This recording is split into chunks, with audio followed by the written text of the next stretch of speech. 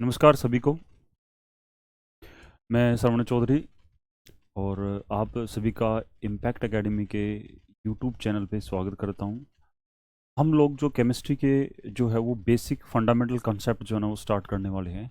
और ये आपका बेसिकली क्या रहेगा, आईआईटी नीट और जेई के लिए जो फाउंडेशन जो बच्चों को स्टार्ट करते हैं जब, तो उस टाइम पे कुछ जो है ना वो क्वेश्चंस प्रैक्टिस वो लगाते हैं। तो हमारी कोशिश रहेगी कि कुछ इन्फॉर्मेटिव चीज़ें आप लोगों को प्रोवाइड करें ताकि आप लोग जो है ना उसको अच्छे से कर पाओ। और बेसिकली हमारा क्या रहेगा, कंसेप्ट हमारा ये है कि हम जो है ना वो एमसीक्यू क्वेश्चंस के साथ में कुछ कंसेप्ट आप लोगों को बताएं ताकि आप लोगों को एमसीक्यू क्वेश्चंस की जो अप्रोच है वो आपको अच्छे से पता लगे कि कैसे हम जो है ना वो कोई भी एक प्रॉब्लम आपके सामने आती है, अननोन जो क्वेश्चन आता है, तो आप उसको कैसे डील करोगे। ओके। तो हम बेसिक जो है वो स्टार्ट करेंगे और हर टॉपिक को जो है ना हम उसको टच करेंगे, एडवांस लेवल तक जाएंगे। ओके, तो बेसिक सा रहेगा हमारा। आई होप कि आप लोगों को ये इन्फॉर्मेटिव रहेगी क्लास। और टॉपिक हम स्टार्ट करेंगे एटॉमिक स्ट्रक्चर। तो इसमें हम क्या करेंगे, जो बेसिक जो आपके एटॉमिक मॉडल है, जो आपके फंडामेंटल पार्टिकल्स है, जो आपका एनर्जी का कॉन्सेप्ट है, जो आपका वेव नेचर है, ओके, जो क्वांटम मैकेनिकल मॉडल है हमारा, पार्टिकल नेचर, वेव नेचर, तो हर टॉपिक को ना इलेक्ट्रॉनिक कॉन्फ़िगरेशन वगैरह ना हर टॉपिक को क्या करें हम उसको कोशिश करेंगे।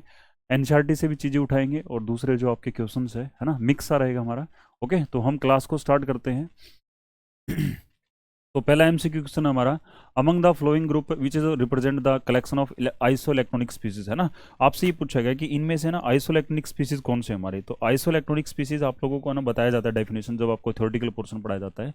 तो आइसोइलेक्ट्रॉनिक स्पीसीज कौन से होते हैं हमारे, जिनके अंदर है ना नंबर ऑफ इलेक्ट्रॉन क्या होते हैं हमारे, सेम होते हैं हमारे, है ना। तो ये आइसोइलेक्ट्रॉनिक्स क्या होता है हमारे, द स्पीसीज, है ना, having same number of electron, है ना, having same number of electron, same having same number of electron, है ना, जिनमें इलेक्ट्रॉन की संख्या क्या होती है, बराबर होती है, उनको हम क्या बोलते हैं, आइसो इलेक्ट्रॉनिक स्पीसीज बोलते हैं। ओके, तो आप लोगों को क्या करना है, कैसे निकालते हैं, एटॉमिक नंबर का सम कर देंगे और जो चार्ज अगर पॉजिटिव तो उसमें से कम कर देंगे और नेगेटिव दिया तो उतना ही नेगेटिव उसमें ऐड कर देंगे, है ना, तो उसे पता लग जाएगा आपको। ओके, तो स्टार्ट करते हैं हम लोग। जैसे नाइट्रोजन, उसका एटॉमिक नंबर क्या होता है हमारा, 7 होता है, तो 7 इलेक्ट्रॉन हमारे नाइट्रोजन में है। ओके, 7 इलेक्ट्रॉन नाइट्रोजन में है और 8 इलेक्ट्रॉन किसके अंदर, हमारे ऑक्सीजन के अंदर प्रेजेंट है ना, लेकिन -1 है। ओके, क्योंकि पॉजिटिव चार्ज है तो इलेक्ट्रॉन क्या करेगा, ये रिमूव करेगा, है ना। तो इसमें क्या हो जाएगा आपका, 14 इलेक्ट्रॉन है। इसमें भी देखो C2 पॉजिटिव में, इसमें 14 इलेक्ट्रॉन हमारे, है ना। O2 ऑक्सीजन का एटॉमिक नंबर क्या होता है हमारा, 8 होता है ना। तो 16 रहेगा हमारा, 17 और एक नेगेटिव चार्ज है ना।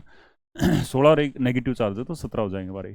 कार्बन का एटॉमिक नंबर 6 होता है, ऑक्सीजन का 8 होता है, तो कितने हो जाएंगे हमारे, 14 इलेक्ट्रॉन हो जाएंगे। ओके, तो इसमें तो देखो डिफरेंट आ गया हमारा, 17 आ गया, तो ये नहीं है हमारा, है ना। इसमें देखो N2 में क्या है हमारे पास, 14 इलेक्ट्रॉन है, इसमें भी 14 है हमारे, है ना। कार्बन में क्या होते हैं हमारे, 6 होते हैं, और नाइट्रोजन में 8, इसमें भी 14 है हमारे। बट नाइट्रोजन में कितने हमारे, यहाँ पे 7 है, ऑक्सीजन में कितने हमारे, 8 है। ओके, तो यहाँ पे 15 हो जाएगा, तो ये भी जो ना आइसोइलेक्ट्रॉनिक्स नहीं रहेगा। तो ऑप्शन ए में भी नहीं है और बी में भी नहीं है। ऑप्शन सी को चेक करते हैं। कार्बन मोनोऑक्साइड में जो कार्बन और ऑक्सीजन के अगर इलेक्ट्रॉन की संख्या को ऐड करते हो तो 14 इलेक्ट्रॉन बनेंगे। NO पॉजिटिव में भी क्या बनेंगे, नाइट्रोजन में कितने हमारे, 7 है, ऑक्सीजन में 8 है ना, तो 15 हो गए, बट एक पॉजिटिव चार्ज है तो कितने हो गए हमारे, 14 हो गए। कार्बन में कितने होते हैं हमारे, 7 होते हैं, नाइट्रोजन में अगेन सॉरी, कार्बन में 6 है, नाइट्रोजन में 7 है ना, तो 13 और एक नेगेटिव चार्ज है ना, तो अगेन 14 हो गए हमारे। C2 में कार्बन में 6 है, 6 2 12 और +2, है ना, तो कितना हो गया आपका, 14, है ना। तो इसके अंदर क्या हमारा ऑप्शन सी हो जाएगा। ऑप्शन सी के अंदर जो ना जितने भी स्पीसीज दे रखे हैं, कैटायन, एनायन, न्यूट्रल, है ना, तीनों टाइप के दे रखे हैं, तो उसमें क्या है हमारे पास, सबके पास 14 इलेक्ट्रॉन, तो ये क्या रहेगा आपका, आइसो इलेक्ट्रॉनिक स्पीसीज रहेंगे हमारे ऑप्शन सी के अंदर, है ना। तो ऑप्शन डी को ट्राई कर लो, है ना। तो ऑप्शन डी में वैसे ही जो ना आपको थोड़ा सा आइडिया आ जाता है अभी हमारा, ऑक्सीजन का एटॉमिक नंबर 8 होता है, तो 16 और एक 17, है ना, ये 17 इलेक्ट्रॉन है। इसमें देखो हमारे नाइट्रोजन में कितने हैं, 7, ऑक्सीजन में कितने हमारे 8 है, तो ये क्या हो गया, 15 था, है ना। तो वैसे ही आइसो इलेक्ट्रॉन हमारे नहीं है अभी। दूसरा है द एनर्जी ऑफ फोटोन, है ना, फोटोन की एनर्जी गिवन आपको, है ना, एनर्जी ऑफ फोटोन जो ना दे रखी है आपको, ये दे रखी है, और एनर्जी किसके अंदर दे रखी है, जूल पर एटम के अंदर दे रखी है। वेवलेंथ जो ना आपको फाइंड आउट करनी है। ओके, तो वेवलेंथ जो होती है ना, वेवलेंथ, है ना, तो इसमें क्या होता है, एक इलेक्ट्रोमैग्नेटिक वेव थ्री जो आपकी मैक्सवेल वेव थ्री है ना, सॉरी मैक्सवेल, है ना, इलेक्ट्रोमैग्नेटिक वेव थ्री होती है, इलेक्ट्रोमैग्नेटिक वेव थ्री, है ना, वेव थ्री का कॉन्सेप्ट है अभी हमारा इसके अंदर। ओके, और वो मैक्सवेल ने थी, जेम्स क्लार्क मैक्सवेल ने दी थी, और उसने ये बताया था कि जो एनर्जी होती है हमारी, ठीक है, एनर्जी होती है वो किसके बराबर होती है हमारी, एच न्यू के बराबर होती है हमारी, है ना। तो एनर्जी ऑफ फोटोन ये होती है हमारी, E is equal to H nu, है ना। एच क्या होता है हमारा, प्लांक्स कांस्टेंट होता है 6.6, है ना, 26 इंटू में 10 रेज पावर कितना होता है आपका, -14 होता है ना, और जूल सेकंड, है ना, ये होता है आपका एच प्लांक्स कांस्टेंट होता है ना। न्यू क्या हमारी, ये फ्रीक्वेंसी होती है हमारी, ये क्या होती है हमारी फ्रीक्वेंसी होती है हमारी, है ना, फ्रीक्वेंसी ऑफ लाइट होती है। ओके, जिस लाइट रेडिएशन के बारे में बात हो रही है, जिसके अंदर फोटोन प्रेजेंट है, उसकी फ्रीक्वेंसी होती है। ओके, अब है ना वेवलेंथ पूछी गई है, तो आपको क्या करोगे, आप फ्रीक्वेंसी को वेवलेंथ में कन्वर्ट कर दो। अगर हमें पता है कि फ्रीक्वेंसी होती है ना, वो क्या होती है हमारी सी बाय लैम्डा होती है हमारी, ठीक है, क्या होती है सी बाय लैम्डा।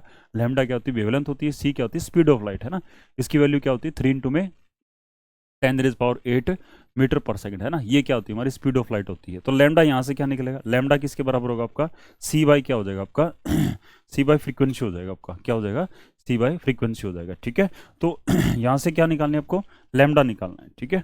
ओके, तो यहाँ पुट करो ई इज इक्वल टू, है ना, एच, और न्यू क्या होता है हमारा सी बाय लैम्डा होता है अभी। ओके, तो वेवलेंथ निकालनी है, तो लैम्डा को उधर ले जाओ। ओके, तो ये क्या होगा आपका एच सी, है ना, एच सी, और डिवाइड बाई क्या हो जाएगा आपका ई हो जाएगा। एच क्या हमारा कांस्टेंट है ना, ये क्या आएगा आपका 6.26 और 10⁻34 और इंटू में 3 इंटू में 10⁸8 हो जाएगा आपका, और डिवाइड बाई क्या हो जाएगा ई, है ना, ई क्या हमारी एनर्जी है भी। ओके, और इसकी वैल्यू क्या आपकी 3.03 इंटू में 10 क्या हो जाएगा आपका 19 हो जाएगा। ओके, तो हम क्या करेंगे इसको सिंप्लीफाई कर लेंगे भाई।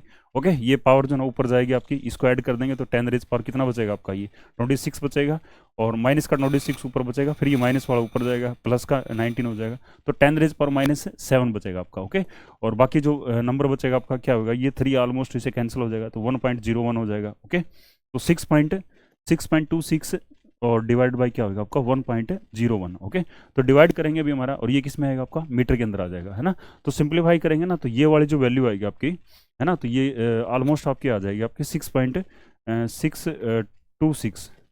ओके, और मल्टीप्लाइड बाय 10⁻⁻7 मीटर हो जाएगा, है ना। अब इसको ना मीटर को और भी चेंज कर सकते हैं भी, ठीक है, तो इस 6 और 10⁻⁻9 भी कर सकते हैं इसको, है ना, मीटर हो जाएगा, और 10⁻⁻9 क्या होता है नैनोमीटर होता है हमारा, तो ये 626 और ये क्या हो जाएगा आपका नैनोमीटर हो जाएगा, ठीक है। तो ये आपका आंसर आ जाएगा हमारा, है ना। ऐसे करेंगे भी इसको। नेक्स्ट हमारा orbital angular momentum of electron revolving in A orbit, है ना, किसी भी ऑर्बिट के अंदर, है ना, क्या है कि जो आपका इलेक्ट्रॉन रिवॉल्व करता है ना, क्योंकि जैसे आपका न्यूक्लियस है ना, न्यूक्लियस है, न्यूक्लियस के चारों तरफ इलेक्ट्रॉन रिवॉल्व करता है। ओके, तो सर्कुलर पाथ होता है, अभी इलेक्ट्रॉन का कैसा होता है सर्कुलर पाथ होता है, ठीक है। और जब कोई भी जो ना आपका पार्टिकल है सर्कुलर मोशन में मूव करता है, तो उसके साथ में जो मोमेंटम एसोसिएटेड होता है वो क्या होता है आपका एंगुलर मोमेंटम होता है। कैसा होता है एंगुलर मोमेंटम होता है, और एंगुलर मोमेंटम जो होता है ना उसको क्या लिखते हैं MVR से लिखते हैं, ठीक है, एंगुलर मोमेंटम को MVR से लिखते हैं।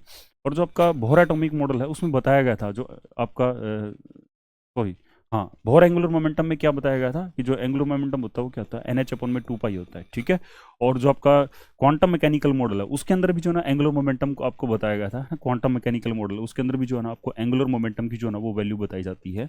ओके, और उसमें एंगुलर मोमेंटम जो होता है ना वो किसकी हेल्प से निकालते हैं हम, एजीमुथल क्वांटम नंबर की हेल्प से निकालते हैं, ठीक है। और उसकी वैल्यू क्या होती है L इंटू में L+1 और इंटू में H/2π, ये होता है भी हमारा, ठीक है।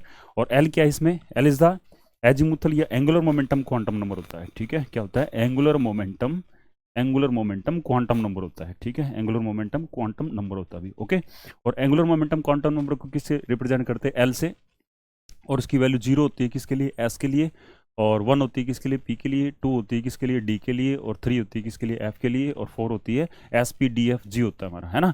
अब ये किसके लिए पूछ रहा है कि मोमेंटम ऑफ S इलेक्ट्रॉन, ठीक है, S इलेक्ट्रॉन के लिए पूछ रहा है।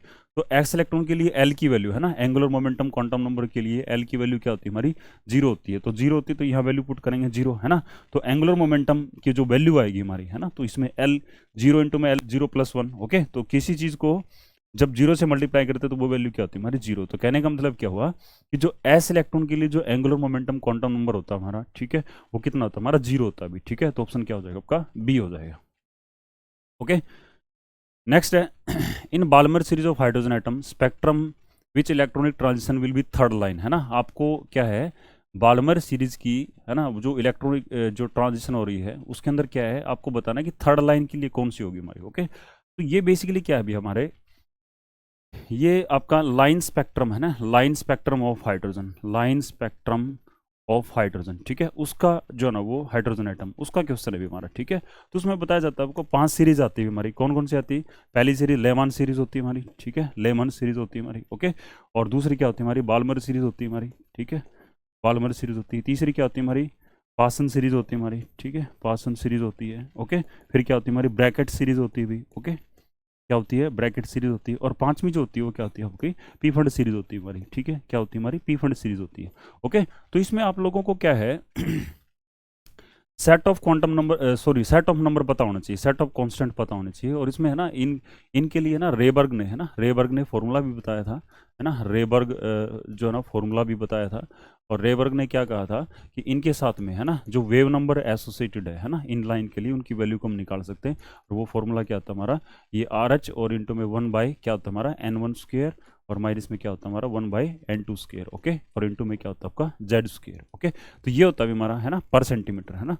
तो इसमें आर एच क्या होता है हमारा रेबर कांस्टेंट होता है हमारा, ठीक है, इसकी वैल्यू क्या होती है 109 और 677 पर सेंटीमीटर, है ना। ये फॉर्मूला, ये रेबर फॉर्मूला है। और इस फॉर्मूले की हेल्प से हम किसी भी जो स्पेक्ट्रल लाइन की जो है ना, किसी भी स्पेक्ट्रल लाइन की क्या करते हैं हम, जो ना वो वेव नंबर उसके साथ में जो ना एसोसिएटेड है वो हम निकाल सकते हैं भी, ठीक है। किसी भी स्पेक्ट्रल लाइन के साथ में जो वेव नंबर है ना, जिसको न्यू बार से डिनोट करते हैं, और जो वेव नंबर जो होता है ना ये रेसिप्रोकल होता है कि इसका वेवलेंथ का, है ना। तो फिर पहले हम क्या निकालेंगे, वेव नंबर निकाल लेंगे, और उसका फिर क्या कर देंगे रेसिप्रोकल कर देंगे, तो वहां से हमारे पास क्या आ जाएगी आपकी वेवलेंथ आ जाएगी, ठीक है, क्या आ जाएगी आपकी वेवलेंथ, ओके। अब ये इसमें ना n1 और n2 ये इस फॉर्मूले में क्या है, n1 और n2 क्या है अभी हमारे, तो ये क्या होते हैं हमारे, ये सेट ऑफ कांस्टेंट होते हैं हमारे, ठीक है, ये सेट ऑफ कांस्टेंट होते हैं। n1 और n2 क्या होते हैं हमारे सेट ऑफ कांस्टेंट होते हैं, और उनकी जो वैल्यूज है, ठीक है, इनकी क्या है जो वैल्यूज है ना, वैल्यूज है, वैल्यू डिपेंड करती है किसके ऊपर, डिपेंड करती है ना, depend on value, depend on spectral line, ठीक है, कि कौन से स्पेक्ट्रल लाइन के बारे में जो है ना वो बात हो रही है, उसके अकॉर्डिंग जो है ना हम n1 और n2 की वैल्यू क्या करते हैं डिसाइड करते हैं, ठीक है। तो जैसे 11 सीरीज के लिए n1 की वैल्यू 1 होती है, और n2 की वैल्यू क्या हो सकती है हमारी, n2 की वैल्यू क्या हो सकती है आपकी, ठीक है, n1 की वैल्यू 1 होती है, और n2 की वैल्यू क्या हो सकती है हमारी 2 3 4 5 6 अप टू इनफाइनाइट, है ना, ये हो सकती है हमारी। अब बाल्मर सीरीज के लिए जो सेट ऑफ कांस्टेंट है n1 है उसकी वैल्यू क्या रहेगी हमारी 2 रहेगी, और n2 की वैल्यू क्या होती है हमारी 3 4 5 6, है ना, यानी एक नंबर ज़्यादा रहेगी हमारी। इसके लिए किसके लिए पासन सीरीज के लिए n1 की वैल्यू 3 रहती है, n2 की वैल्यू क्या होती है हमारी 4 5 6 अप टू इनफाइनाइट होएगा, ओके। और ब्रैकेट सीरीज के लिए n1 की वैल्यू क्या होती है हमारी 4 होती है, और n2 की वैल्यू क्या होगी हमारी 5 6 7 अप टू क्या होगा आपका आपका इनफाइनाइट हो जाएगा, ओके, ऐसे होएगा। फिर क्या होगा आपका पी फंड सीरीज के लिए, है ना, पी फंड सीरीज क्या होती है हमारी पांचवी सीरीज होती है हमारी, तो इसमें n1 की वैल्यू 5 होती है, और n2 की वैल्यू क्या रहेगी आपकी, n2 की वैल्यू 6 7 8 अप टू क्या रहेगी आपकी इनफाइनाइट रहेगी हमारी, ठीक है। तो ये हमारा क्या होता है, ये सेट ऑफ कांस्टेंट होता है किसके लिए, वेरियस स्पेक्ट्रल लाइन, है ना, of line spectrum of hydrogen, ठीक है। उनके लिए सेट ऑफ, अब आपसे पूछा जाए जैसे लेमन सीरीज है ना, इसका डिटेल स्टडी करते हैं। तो लेमन सीरीज में क्या होता है, जो आपका n2 क्या होता है बेसिकली एक्साइटेड स्टेट के लिए होता है, और n1 क्या होता है हमारा ग्राउंड स्टेट के लिए होता है, ठीक है। तो जब आपका ट्रांजिशन जो है ना वो सेकंड एनर्जी लेवल से फर्स्ट में हो, है ना, सेकंड से फर्स्ट में हो, ओके, तो इसको हम क्या बोलते हैं, इसको first line of Lyman series बोलते हैं, है ना, इसको first line of Lyman series बोलेंगे। जब आपका 3 से 1 में हो तो इसको हम क्या बोलेंगे, second line of Lyman series बोलेंगे, है ना। फिर 4 से क्या हमारा 1 में हो तो इसको थर्ड लाइन बोलेंगे, और जब इनफाइनाइट से फर्स्ट में हो तो इसको हम क्या बोलेंगे, limiting line of Lyman series बोलेंगे, ठीक है, limiting line of Lyman series. अब क्योंकि क्वेश्चन किससे पूछा गया आपका, जो है ना वो बाल्मर सीरीज से पूछा गया है, ठीक है। तो first line of Balmer series क्या होगी हमारी, जब ट्रांजिशन का हमारा 3 से 2 में हो, है ना, तो इसको हम क्या बोलते हैं first line of Balmer series, ठीक है, first line of Balmer series. Second line कब आएगी, जब 4 से 2 में हो, और थर्ड लाइन कब होगी, जब आपका 5 से किसके अंदर आए हमारा, है ना, 5 से किसके अंदर आए 2 के अंदर आए हमारा, ठीक है। तो उसमें क्या होगा आपका फिफ्थ से, है ना, फिफ्थ से किस में है हमारे 2 में, है ना, तो ये क्या कह रहा है फिफ्थ जो ना आंसर क्या रहेगा आपका थर्ड लाइन, है ना। तो फर्स्ट लाइन के लिए 3 से 2 में, सेकंड के लिए 4 से 2 में, और थर्ड लाइन के लिए क्या हमारा 5 से आपका 2 में होना चाहिए, है ना। तो fifth orbit to second one, है ना, तो आप ऑप्शन क्या हो जाएगा आपका, ऑप्शन आपका ए बन जाएगा, ठीक है। तो 4 का ऑप्शन क्या बनेगा आपका, 4 का ऑप्शन ए हो जाएगा अभी, ठीक है। तो जब आपका ट्रांजिशन जो ना फिफ्थ ऑर्बिट से सेकंड में हो तो वहां से ना कौन सी सीरीज आएगी आपकी, बाल्मर सीरीज की जो ना तीसरी लाइन आएगी आपकी, ओके। फिर आपसे पूछा गया the spectrum of helium is expected to be similar, है ना, हीलियम का जो जो स्पेक्ट्रम है वो किसके जैसा होगा, है ना। तो हीलियम में अगर आपसे पूछा है कितने इलेक्ट्रॉन होते हैं हमारे, तो हीलियम में इलेक्ट्रॉन कितने होते हैं हमारे 2, है ना। तो अगर इसका कोई आइसो इलेक्ट्रॉनिक्स इसमें ऑप्शन में पड़ा है ना, आइसो इलेक्ट्रॉनिक्स अगर ऑप्शन में है तो उसका क्या आएगा, आपका स्पेक्ट्रम वही आएगा जो आपका हीलियम का है ना। तो हाइड्रोजन में 1 इलेक्ट्रॉन है, सोडियम में 11 इलेक्ट्रॉन भी है ना, हीलियम 1 पॉजिटिव में 1 इलेक्ट्रॉन है, और लिथियम का एटॉमिक नंबर 3 होता है, बट उसने 1 इलेक्ट्रॉन छोड़ रखा है, तो उसके पास कितने इलेक्ट्रॉन, हमारे 2 इलेक्ट्रॉन है ना। तो इसका मतलब क्या है कि helium is isoelectronic with with lithium 1 positive. Okay, तो जो लाइन स्पेक्ट्रम आपके हीलियम का होगा वही किसका होगा, आपका लिथियम के 1 पॉजिटिव का रहेगा आपका। कर पाओगे इसे, ठीक है। नेक्स्ट बढ़ते हैं। Wavelength associated with electronic motion, है ना। इलेक्ट्रॉन की मोशन के साथ में, है ना, वेवलेंथ जो जुड़ी होती है हमारी, उसकी वैल्यू क्या है। ओके, तो बेसिकली है ना, ये आपका डी ब्रोगली कॉन्सेप्ट का क्वेश्चन है अभी हमारा, ठीक है। तो इसको क्या बोलते हैं, डी ब्रोगली कॉन्सेप्ट क्या कहता है आप लोगों को, है ना, डी ब्रोगली, है ना, डी ब्रोगली कॉन्सेप्ट है ना। तो ये क्या होता है, डी ब्रोगली कॉन्सेप्ट होता है ऑफ ड्यूल नेचर, है ना, dual nature of matter and radiation, है ना, मैटर एंड रेडिएशन, है ना। और इसमें ये बताया गया है कि जो मैटर और रेडिएशन होते हैं ना, उनके दोनों का ड्यूल नेचर होता है ना। यानी कहने का मतलब क्या है कि अगर आपके पास पार्टिकल है ना, अगर आपके पास पार्टिकल है तो उसका वेव नेचर होगा। ओके, अगर आपके पास पार्टिकल है तो उसका वेव नेचर होगा। अगर आपके पास वेव है ना, तो वेव है तो उसका क्या होगा, आपका पार्टिकल नेचर भी होगा, ठीक है। अगर वेव है तो क्या होगा, उसका पार्टिकल नेचर भी होगा। तो ये आपको है ना देखना, भी ध्यान में रखना बात। ओके, अभी क्या कर रहा है, इलेक्ट्रॉन की मोशन। तो इलेक्ट्रॉन क्या है अभी हमारा, इलेक्ट्रॉन जो ना एक पार्टिकल है ना, क्या है हमारे पास, पार्टिकल है। तो पार्टिकल है ना, तो उसके साथ में क्या होगी, डेफिनेटली क्या होगी, आपकी वेव एसोसिएटेड होगी, उसके साथ में ना वेव जुड़ी होगी, और वेव होगी तो उसका वेवलेंथ भी निकलेगी, और वेवलेंथ जो होता है ना वो डी ब्रोगली वेवलेंथ बोलते हैं, ठीक है। वो लैम्डा होता है हमारा, और उसकी वैल्यू क्या होती है, एच अपॉन में एम वी, ठीक है। तो ये जो है ना ये एक ऐसी इक्वेशन है ना, डी ब्रोगली इक्वेशन होती है, जिसमें क्या होता है, हमारे पार्टिकल के और वेव के बीच में रिलेशन होता है हमारा, ठीक है। तो पार्टिकल का मास होता है, और जो आपकी वेवलेंथ होती है उसका क्या होता है, वेव नेचर होता है भी हमारा है। तो लैम्डा किसके बराबर हो गया, आपका एच अपॉन में एम वी के बराबर हो गया। तो ये क्या कह रहा है, इलेक्ट्रॉन की मोशन यानी बेसिकली स्पीड, है ना, स्पीड का और वेवलेंथ का क्या लेना देना है। ओके, तो अगर इसको देखें, ध्यान से देखें, तो ये लैम्डा है आपकी वेवलेंथ है, और ये क्या हमारी स्पीड वेलोसिटी है ना। तो लैम्डा जो है ना इन्वर्सली प्रोपोर्शनल होता है किसके, वेलोसिटी के। ओके, तो इन्वर्सली प्रोपोर्शनल का रिलेशन होता है हमारा। तो ये क्या होगा, जो जब आपकी वेव स्पीड बढ़ेगी है ना, तो वेवलेंथ क्या हो जाएगी, आपकी डिक्रीज हो जाएगी, इन्वर्स रिलेशन है। तो ये क्या कह रहा है, increase with increase in speed, ये नहीं होगा, रिमेन सेम, सेम भी नहीं रहती, चेंज होती है, decrease with increase in speed of electron, है ना। तो ये ऑप्शन क्या हो जाएगा, आपका सी ऑप्शन राइट आंसर होगा। क्यों, क्योंकि जो वेवलेंथ और जो स्पीड होती है ना, वो एक दूसरे की क्या होती है, हमारी इन्वर्सली प्रोपोर्शनल होती है। जब स्पीड बढ़ेगी, है ना, जब स्पीड बढ़ेगी तो जो डी ब्रोगली वेवलेंथ है इलेक्ट्रॉन के साथ में एसोसिएटेड है, वो क्या हो जाएगी, आपकी डिक्रीज हो जाएगी। ओके, नेक्स्ट मूव करते हैं हम। In atom electron is moving with speed 600 metre per second, है ना। कोई भी इलेक्ट्रॉन है, और उस इलेक्ट्रॉन की जो ना स्पीड बता रखी है आपको, इलेक्ट्रॉन की स्पीड कितनी बता रखी है, 600 मीटर पर सेकंड बता रखी है, और उसके अंदर एक्यूरेसी दे रखी है आपको, ठीक है। उसके अंदर क्या दे रखी है आपको, एक्यूरेसी दे रखी है, और एक्यूरेसी कितनी दे रखी है भाई आपको, 0.005% जो ना आपको एक्यूरेसी दे रखी है। और एच जो ना प्लैंक्स कांस्टेंट जो ना एच की वैल्यू आपको पोजीशन विद लोकेटेड एच की वैल्यू दे रखी है, और मास ऑफ इलेक्ट्रॉन है ना ये दे रखा है। तो वो क्या कह रहा है कि जो ना वो आपको ना पोजीशन में सर्टेनिटी बतानी है, ठीक है। तो बेसिकली है ना ये एक हेजनबर्ग अनसर्टेनिटी प्रिंसिपल का जो ना क्वेश्चन है हमारा। और हेजनबर्ग अनसर्टेनिटी प्रिंसिपल क्या कहता है कि द अनसर्टेनिटी इन क्या, आपकी position and uncertainty in momentum, okay, उसकी वैल्यू क्या होती है हमारी, ग्रेटर देन इक्वल टू होती है हमारी एच अपॉन में 4 पाई होती है हमारी, ठीक है। ये होती है हमारी।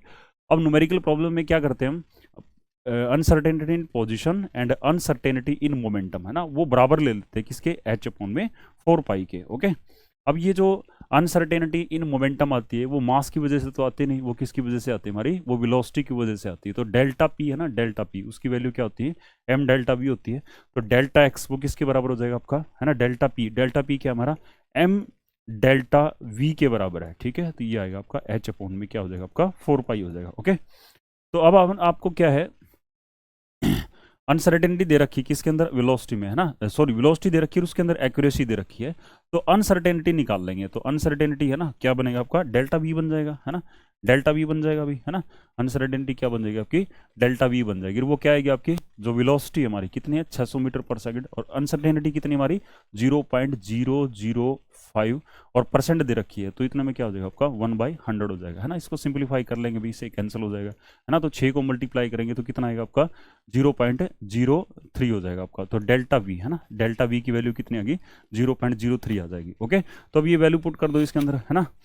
तो निकालनी क्या है, अनसर्टेनिटी इन पोजिशन, है ना, क्या निकालनी है, certainty with which position of electron, है ना, कैन बी लोकेटेड, है ना। तो डेल्टा एक्स निकालना, तो डेल्टा एक्स अगर आपको चाहिए तो बाकी सारी वैल्यूज उधर ले जाएंगे, तो एच अपॉन में 4 पाए और ये एम हो जाएगा और इनटू में क्या हो जाएगा आपका डेल्टा वी हो जाएगा।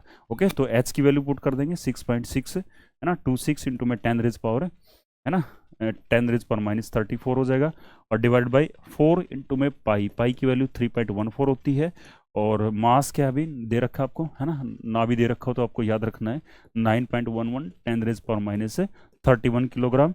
और डेल्टा वी कितना दे रखा है 0.03, ठीक है, कितना भी 0.03, 0.03। ओके, तो इसको सिंप्लीफाई कर लेंगे भी, तो सिंप्लीफाई करने के बाद में जो आपकी वैल्यू आती है ना, जो फाइनल वैल्यू आती है वो मैं लिख देता हूँ भी, वो आएगी आपकी 1.92, है ना, 1.92 इंटू में 10 रेज पावर -3, है ना, मीटर, ये आंसर आ जाएगा भी इसका, ठीक है।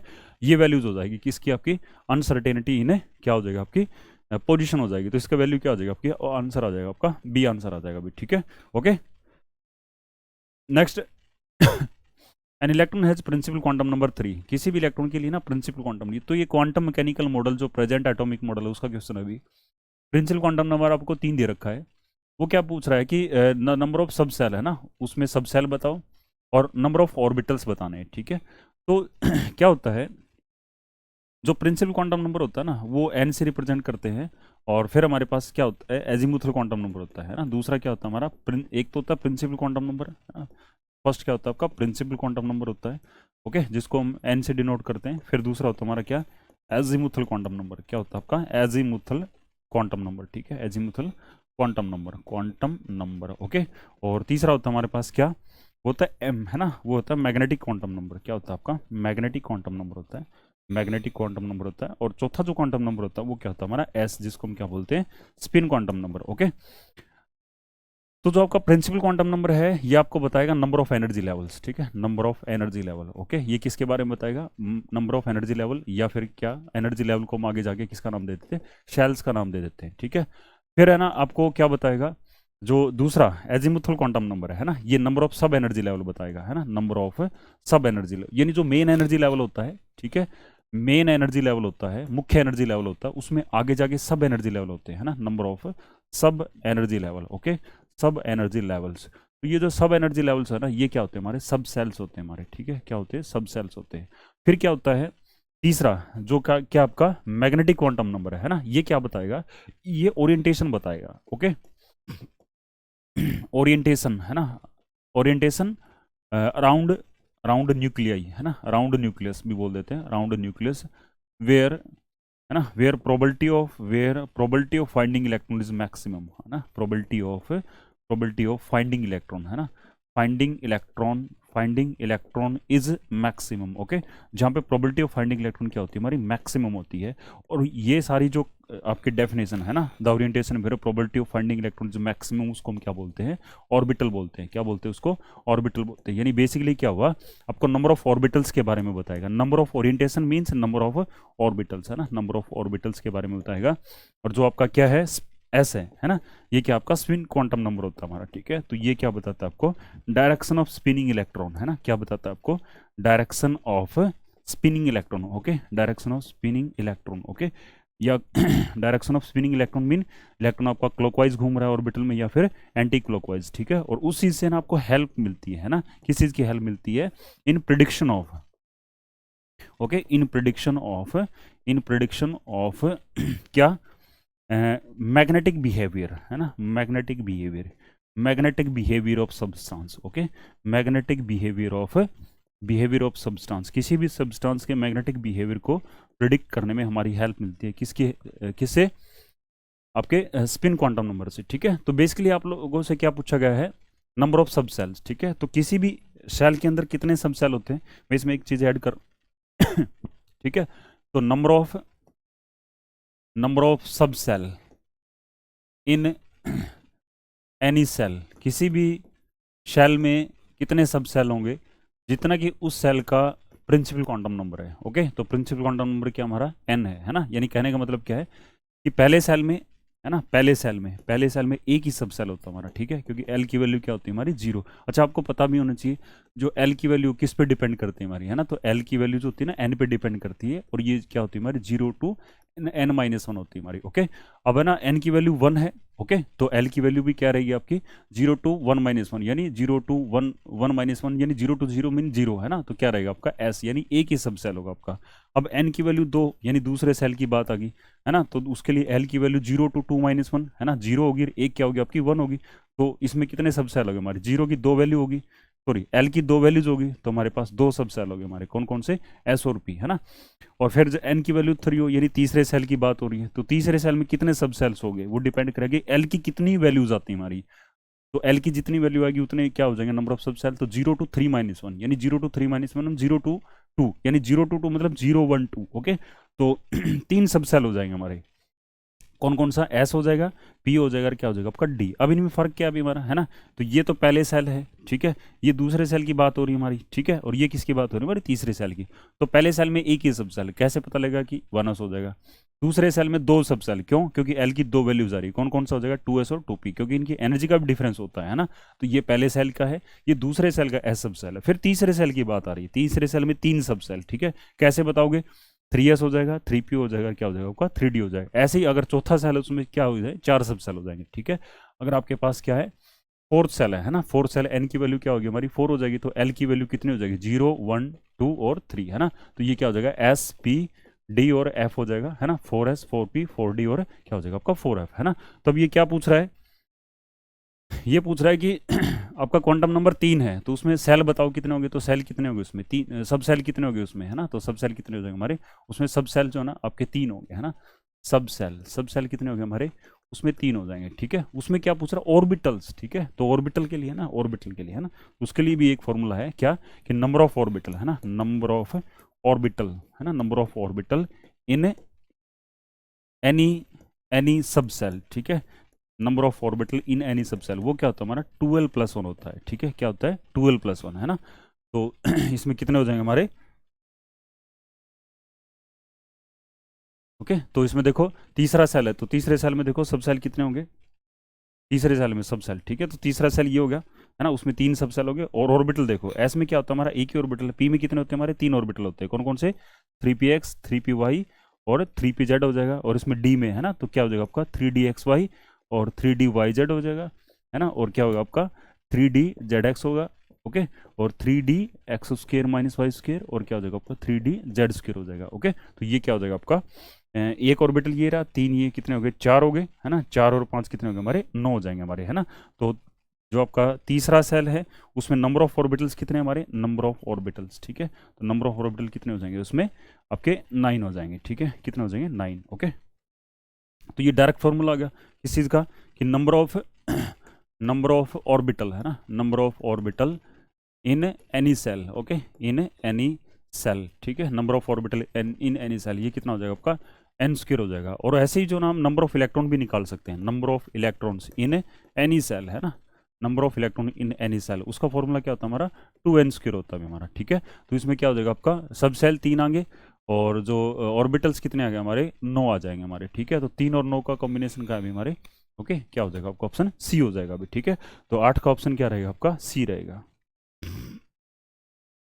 नेक्स्ट हमारा element M has atomic mass 19 और एटॉमिक नंबर कितना हमारा 9 है, ठीक है। तो कोई भी एलिमेंट है उसका एक्स मान लो, उसका एटॉमिक नंबर कितना बता रहा है 9 बताया उसने, और एटॉमिक मास कितना बताया उसने 19 बताया। Okay, its ion is represented by, है ना, its ion is represented by, इसके आयन को कैसे रिप्रेजेंट करेंगे, okay, element M has atomic mass 19 और atomic number is this, okay, तो उसको कैसे रिप्रेजेंट करोगे उसको, है ना, उसको एनाइन को कैसे रिप्रेजेंट करो दिस, है ना, इसके एनाइन को इट्स एनाइन एनाइन लिखना चाहिए, है ना, इसके एनाइन को कैसे रिप्रेजेंट करोगे, ओके। तो इसको जैसे ये क्या हो गया आपका एटॉमिक नंबर 9 किसका होता है हमारा फ्लोरीन का होता है, ओके, और उसका एनाइन क्या होगा आपका, है ना, एनाइन, ओके। तो क्या बनेगा उसका 9 और 19 का मतलब ये होगा, है ना, फ्लोराइड आयन, ओके। तो ये क्या बन जाएगा आपका फ्लोराइड आयन की बेसिकली बात कर रहा है आपका, ओके। ऑप्शन क्या हो जाएगा आपका सी हो जाएगा।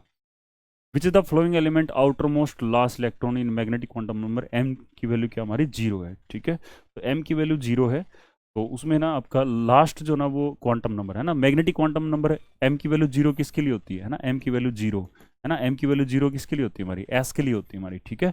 तो आउटर मोस्ट ऑर्बिट जो है ना वो का जो इलेक्ट्रॉन है उसके लिए एम की वैल्यू क्या हमारी 0 है। तो इसका मतलब आखिरी इलेक्ट्रॉन किस में जाना चाहिए, उसका एस में जाना चाहिए, है ना। तो सोडियम का आखिरी इलेक्ट्रॉन एस में आता है मेरा, ठीक है। इसमें पी में आता है, इसका भी पी में आता है, इसका आखिरी इलेक्ट्रॉन भी पी में आता है। तो सोडियम जो है ना, सोडियम उसका एटॉमिक नंबर कितना होता है आपका 11 होता है। जब आप इसकी इलेक्ट्रॉनिक कॉन्फ़िगरेशन बनाओगे तो 1s2 2s2 2p6 हो जाएगा, और क्या हो जाएगा आपका 3s1। तो आखिरी इलेक्ट्रॉन किस में गया, एस में गया, ओके। तो इसके लिए जो ना वो का magnetic quantum number S M क्या होता है हमारा 0 होता भी, ठीक है। तो आंसर ऑप्शन क्या हो जाएगा आपका ए हो जाएगा।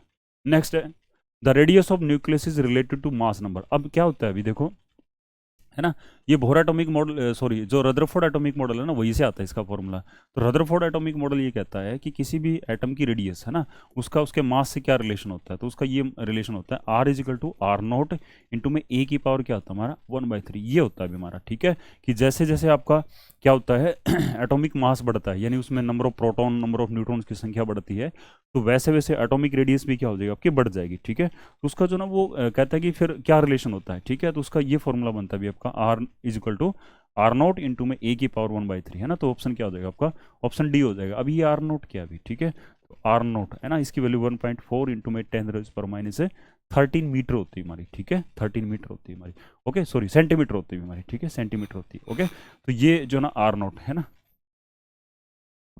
नेक्स्ट है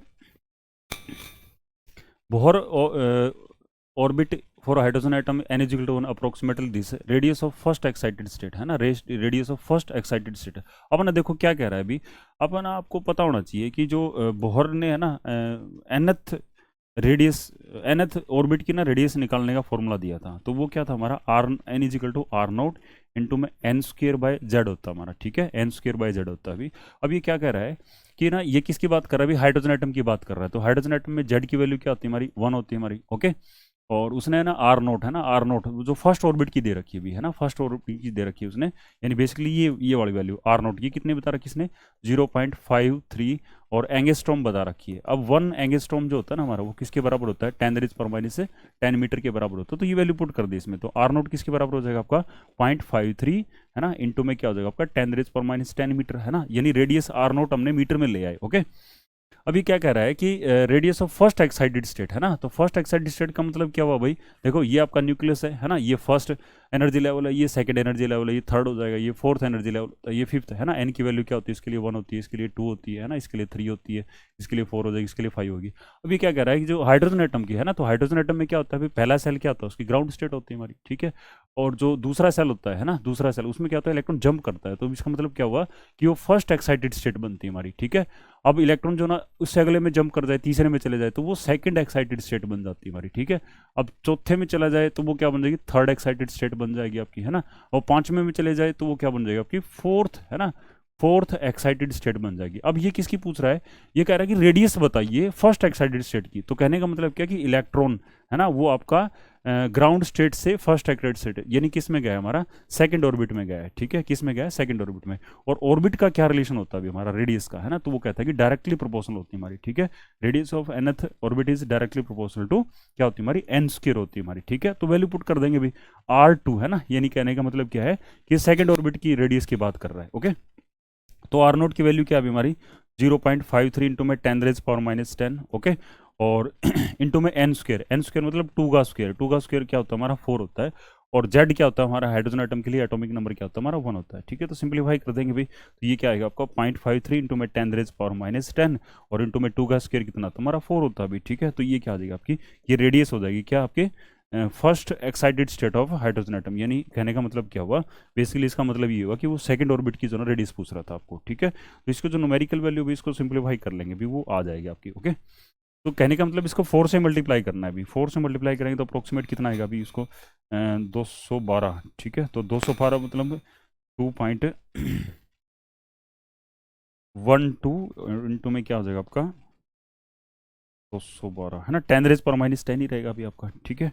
और ये मीटर में आ जाएगा आपका, ओके, ये आ जाएगा अभी। ये रहेगा आपका आंसर, ठीक है। तो 13 का ऑप्शन क्या बन जाएगा आपका, ये बनेगा आपका, है ना। इसको फिर एंगस्ट्रॉम में कन्वर्ट कर लेना भाई, है ना। तो 2.12 और 10⁻⁻10 है ना, ये किसके बराबर होता है, एंगस्ट्रॉम के बराबर। तो 2 इंटू में 1.2 है ना एंगस्ट्रॉम। तो ऑप्शन क्या हो जाएगा आपका, D will be the right answer.